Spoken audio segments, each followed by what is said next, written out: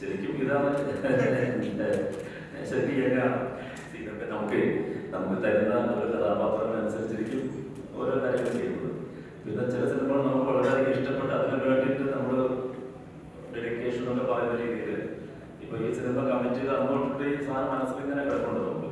പിന്നെ ഞാൻ പറഞ്ഞില്ലേ, ഇതൊരു കളർഫുൾ ആയിട്ട് ഇതുവരെ കാണിക്കാത്ത ഇതിലൊരു കോസ്റ്റ്യൂംസും അപ്പിയറൻസും കാര്യങ്ങളൊക്കെ ഏതാണ്ട് 6 മാസത്തോളം ആ ഒരു ഗെറ്റപ്പ് പ്രവർത്തിച്ചിട്ടുള്ളതെന്നല്ല, സ്വയം വളർത്തി ഉണ്ടാക്കിയിട്ടുള്ള കൃതാവും ഈശ്വരൻ തന്നെയാണ്.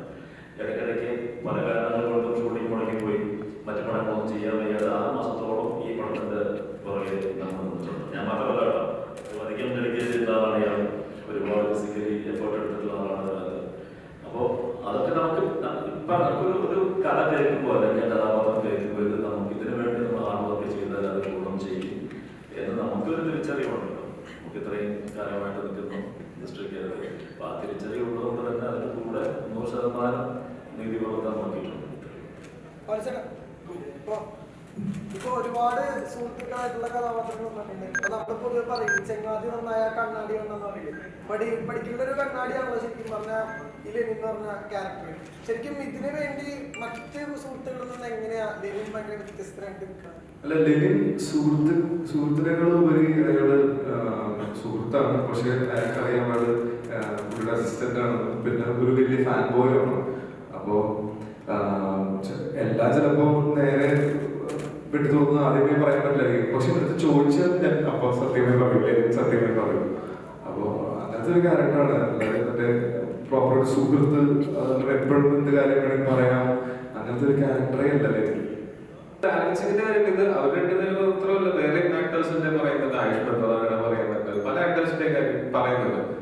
ഇത് നമുക്ക് പറഞ്ഞാൽ ആളുകൾക്ക് റിലേറ്റ് ആവുന്ന, നമുക്ക് ഓൾറെഡി അറിയാവുന്ന കാര്യങ്ങളല്ലേ നമ്മൾ ഇങ്ങനത്തെ കാര്യങ്ങൾ പറയേണ്ടത്. അപ്പോഴല്ലേ റിലേറ്റബിൾ ആയിട്ട് തോന്നുള്ളൂ. അപ്പൊ ഈ പറഞ്ഞ കാര്യങ്ങളൊക്കെ പ്രേക്ഷകർക്ക് തോന്നിയിട്ടുള്ളതുകൊണ്ടാണല്ലോ അങ്ങനത്തെ സീനുകൾക്ക് കൈയടിയും ഒക്കെ ഉണ്ടായിട്ടുള്ളത്.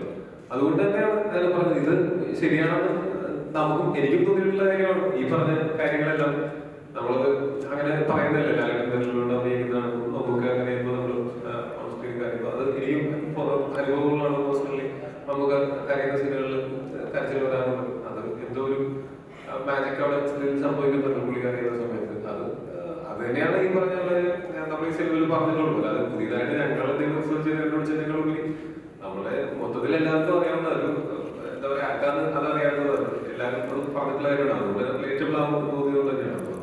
അല്ലാണ്ട് അതിന് ബാലൻസ് ചെയ്യേണ്ട ആവശ്യമില്ല. നമുക്ക് ആയുഷ്മാൻ ഖുറാനയൊക്കെ സിനിമ കണ്ടിട്ടാണ് പറഞ്ഞത്.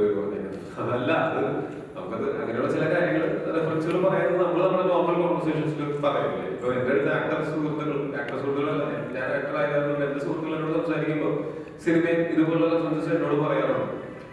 ഇപ്പൊ സൗദിയുടെ ക്യാരക്ടർ പറയുന്ന പോലെ പല ആക്ടേഴ്സിന്റെ നല്ല ക്വാളിറ്റീസ് അത് അങ്ങനെ കണ്ടില്ല, ഇതൊക്കെ നമ്മളോട് പറയാറുണ്ടാണ്. അതുപോലെ വളരെ സ്വാഭാവികമായിട്ട് നമ്മളുടെ ദൈനംദിന സംസാരത്തിൽ നമുക്ക് അതേ നമ്മൾ സംസാരിക്കുകയും ചെയ്യുന്ന കാര്യങ്ങളാണ് നമ്മൾ